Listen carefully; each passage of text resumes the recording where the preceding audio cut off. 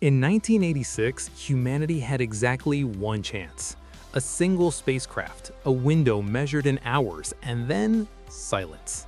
For 40 years, one of the largest planets in our solar system has orbited, largely unexamined, 1.8 billion miles from where you're sitting right now. We built the internet, we sequenced the genome, we landed rovers on Mars, and Uranus, the seventh planet from the Sun, remained almost exactly as mysterious as the day William Herschel stumbled across it through a homemade telescope in his garden in Bath. That is beginning to change.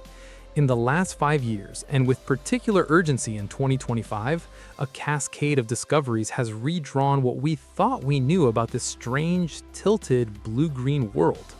Some findings refine, some overturn. A few quietly suggest that Uranus is something stranger than any model we built to contain it. And the launch window, narrow and closing, is approaching. This is not the planet you were told about in school. Let's begin with the uncomfortable truth at the center of Uranus science. Almost everything we know about this planet comes from 6 hours of data. On January 24, 1986, Voyager 2 swept past Uranus on its long diagonal exit from the solar system. It had not been designed for this encounter. The mission's primary targets were Jupiter and Saturn. Uranus was, in a sense, a bonus.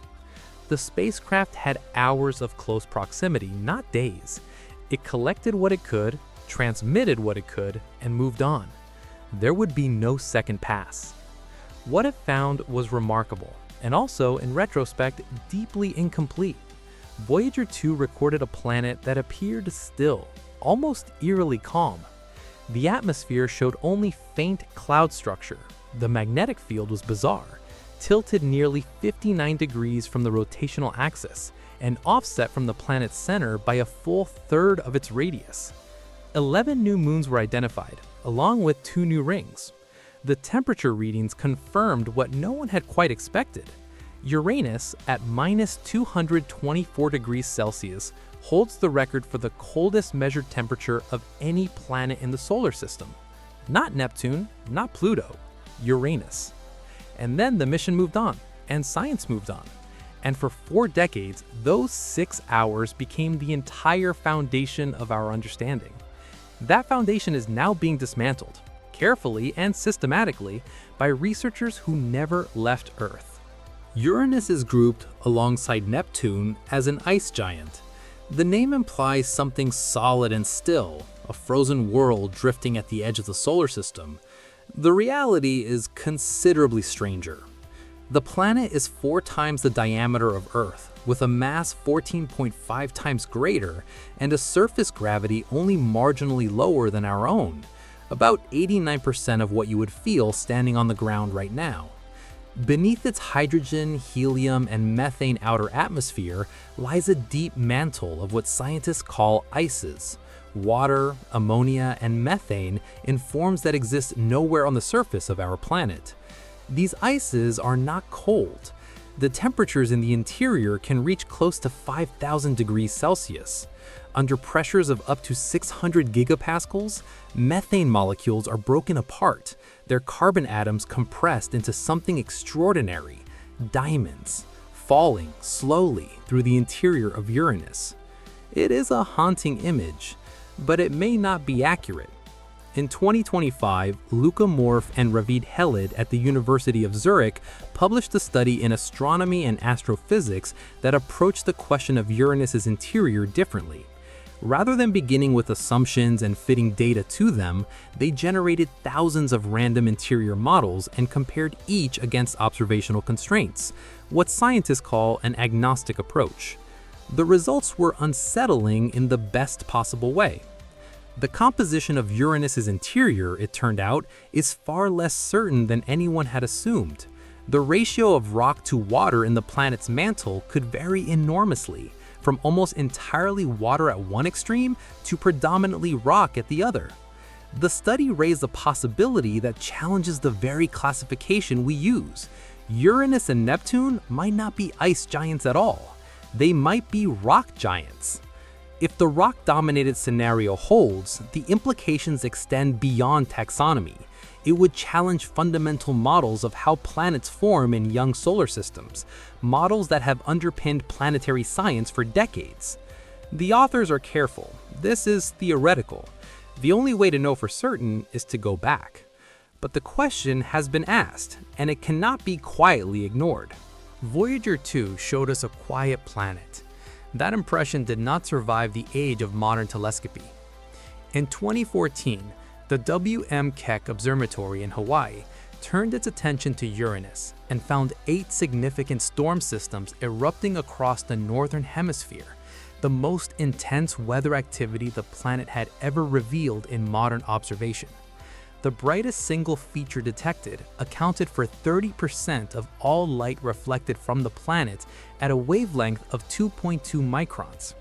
It was twice as bright as anything previously recorded on Uranus. The storms were so vivid that amateur astronomers, using equipment available commercially, could detect details in the planet's cloud structure for the first time. The calm that Voyager 2 had observed was not the planet's nature.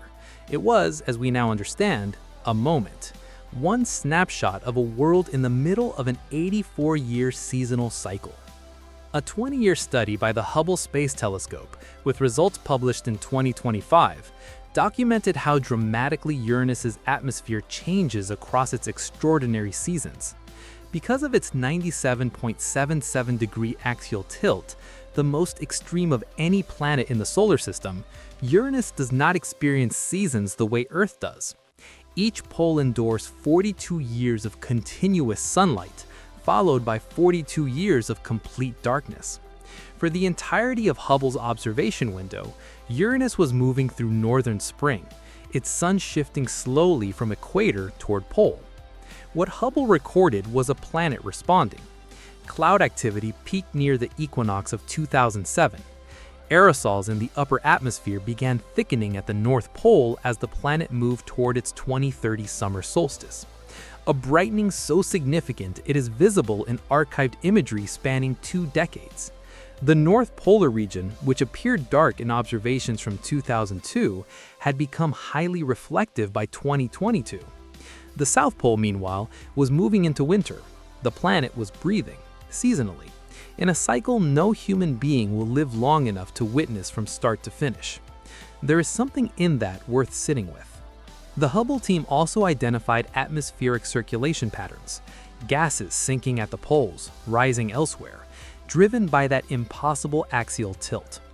Uranus is the only planet in the solar system that receives more solar energy at its poles than at its equator. It is a world oriented, in every sense, sideways to the rest of us. And the sun is not the only source of its energy. Researchers at Imperial College London found that Uranian thermosphere is heated by the solar wind, another phenomenon unique in the solar system. As solar wind pressure has declined since 1990, Uranus has been measurably cooling alongside it. The planet, in other words, is sensitive in ways we are only beginning to quantify. Among Uranus's many peculiarities, one has resisted explanation more stubbornly than any other: its temperature. Every other giant planet in the solar system radiates more energy than it receives from the sun.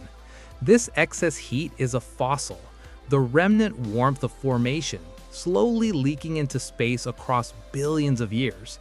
Jupiter radiates roughly twice the energy it receives. Neptune radiates more than twice its solar input. Saturn emits nearly 3 times as much. This internal heat drives the turbulent, spectacular weather systems these planets are famous for. Uranus emits approximately 15% more than it receives. Only 15%. For a planet the size of Uranus, this is almost nothing. The heat is there, but something is trapping it. 2 studies published in 2025 confirmed this picture and deepened it.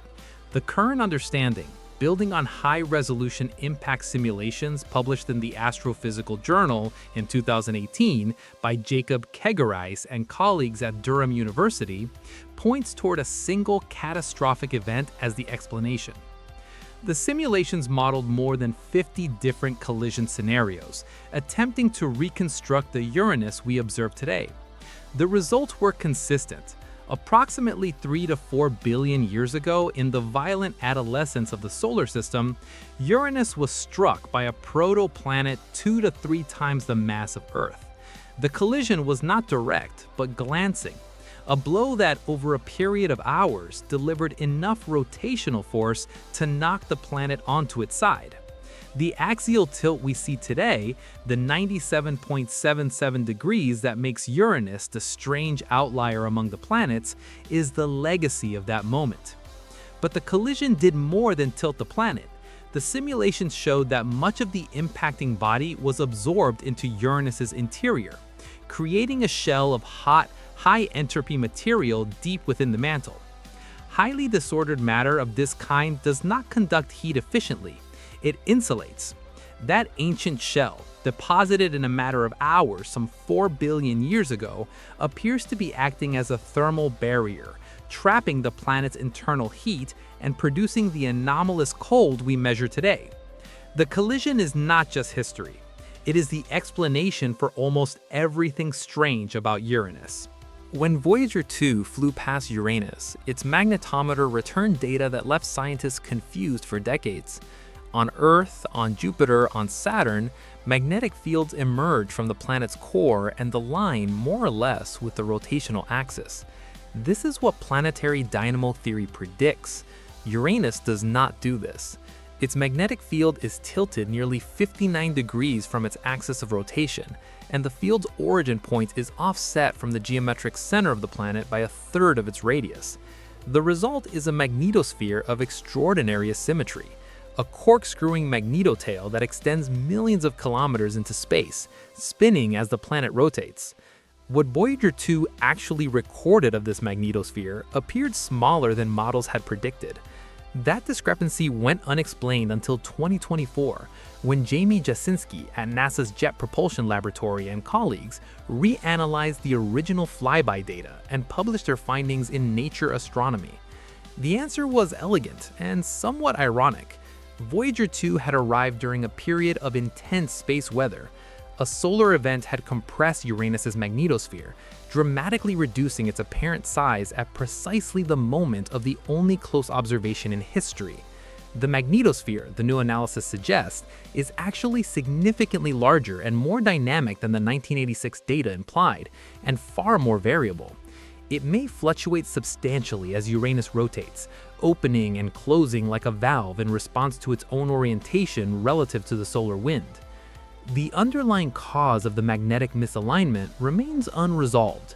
One hypothesis is that the field does not originate from the planet's core at all, but from convective processes in the mantle, processes still shaped billions of years later by the material deposited in that ancient collision.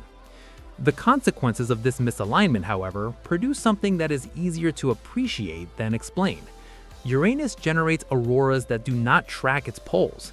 They sprawl across the planet in shifting patterns, imaged by Hubble in visible and ultraviolet light, disconnected from the geometry that defines auroras everywhere else in the solar system.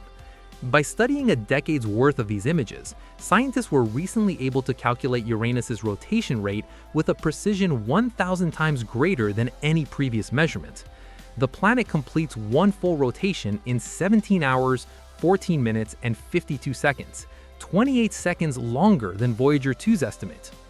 In 2023, using the Keck-2 telescope, infrared auroras were detected on Uranus for the first time. They had been predicted for 30 years. It took 30 years to confirm them. Uranus now has 29 confirmed moons. When this script was last written, it had 27. Moon 28 was discovered in 2023 by Scott Shepard using the Las Campanas Observatory in Chile, and currently carries the provisional designation S/2023 U1. Moon 29 was found in February 2025 using the James Webb Space Telescope's NIR-CAM, designated S/2025 U1 and, as yet, unnamed. All of Uranus's moons follow a naming tradition that distinguishes this system from every other in the solar system. They are named after characters from English literature: Miranda, Ariel, Umbrio, Titania, Oberon. Shakespeare and Alexander Pope represented in the outer solar system. Studies published in 2025 now hint that the 5 major moons may have differentiated interiors, liquid water oceans sandwiched between rocky cores and icy mantles.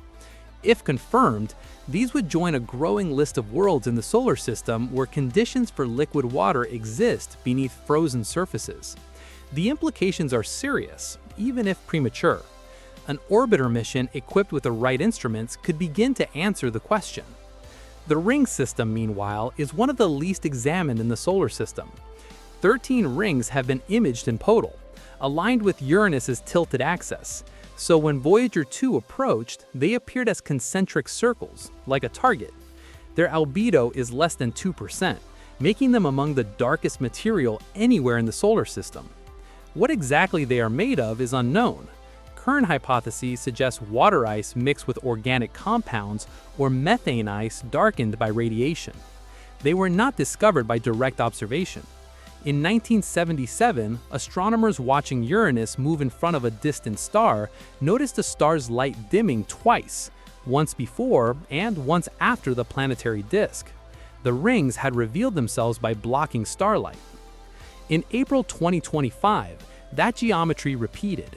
Uranus passed in front of a star approximately 400 light-years away, and for roughly 1 hour, an international team of more than 30 astronomers at 18 observatories simultaneously observed the event, the largest coordinated observation of Uranus since 1986. The atmospheric data from the occultation has not yet been released, but the ring timing data has already updated our knowledge of Uranus's orbital position by approximately 400 kilometers, a number that sounds small but matters enormously when calculating the trajectory of a spacecraft. This is the kind of preparation that precedes a mission. The 2024 Planetary Science Decadal Survey, the document that defines NASA's scientific priorities for a decade, placed a Uranus orbiter and atmospheric probe at the top of its recommendations for planetary exploration. Not a flyby, an orbiter, a spacecraft that would spend years in the Uranian system, mapping the magnetic field, studying the atmosphere across its seasons, characterizing the rings, and probing the potential habitability of the moons. The optimal launch windows are 2031 and 2032. At that point, planetary alignments would allow a spacecraft to use Jupiter's gravity as a slingshot, shortening a journey that would otherwise last decades. Miss that window, and the next comparable opportunity lies much further in the future. China's National Space Administration has separately proposed a Uranus mission under the Tianwen-4 program. The possibility of 2 independent spacecraft visiting the same outer planet within years of each other would be historically unprecedented. What makes this moment worth paying attention to is the accumulation of it. In the span of roughly 5 years, a planet that had been understood through 6 hours of flyby data has been revealed as a world of active weather, trapped ancient heat, a wandering magnetic field, potentially oceanic moons, and an interior structure that challenges the very vocabulary we use to describe it. William Herschel did not know what he had found the night he noticed something that wasn't a star, a small, disc-shaped object drifting slowly through the constellation Gemini. He first cataloged it as a comet. It took weeks of further observation and the confirmation of other astronomers before anyone accepted that an entirely new planet had been added to the solar system. The 7th planet, the first discovered with a telescope rather than the naked eye. We have had Uranus in our catalog for 244 years. We have visited it once. We have spent most of that time looking elsewhere. The next chapter is not guaranteed. Missions of this scale require sustained political will, funding, and a sequence of technical successes. But the scientific case has been made with unusual clarity, and the window, narrow, precise, governed by the mathematics of orbital mechanics and the indifferent geometry of the solar system, is approaching. What Uranus will show us when we arrive properly, with instruments designed for the purpose and time to use them, is genuinely unknown. That, more than anything else, is why it matters.